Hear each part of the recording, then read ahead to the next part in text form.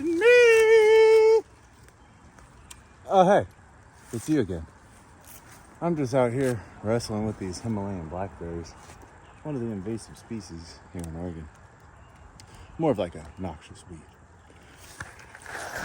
There's a reason they call them Himalayan blackberries, and there's a reason they call it the Pacific Northwest Rainforest as well. Look at these things. Now this is an example I'm not too proud to show you. This is an example of Himalayan blackberries doing what they do and choking out a tree. Here we have the limbs, the lower canopy of this tree.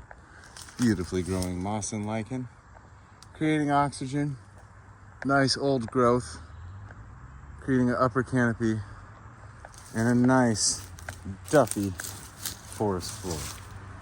For those of you who are wondering what duff is, it's generally the layer of pine needles and cones and forest debris upon the forest floor. Creates a kind of fluffy like soil, very airy. Think fluff, duff. Good nomadic method. So I just wanted to explain to folks how drastic Himalayan blackberries can get. And they serve many purposes. There's even a bird nest right here. Look at that. These Himalayan blackberries have choked out whatever tree that was. Some form of a pine, maybe a arborvitae even, looks like, or ponderosa. It's bent over from the blackberries, choking it out, killing it, and now it's a bird nest. So while I'm out here lopping away, I'll keep that in mind. Let nature do its thing. But look, these deer even bed in these blackberries, because although I do have a negative bias towards Himalayan blackberries, there's some huge positives. They produce food. Blackberries are delicious. There are a few kinds of blackberries here in Oregon. And this is where I jump in and start to explain to you guys the different types. So there is the cutleaf blackberry. It grows more bushy-like, kind of like 2 to 4 feet. There's the Himalayan blackberry. These, they grow very, very tall. I'm 6 feet when I don't hunt. Okay, these things are easily over 10 feet, growing through the lower canopy.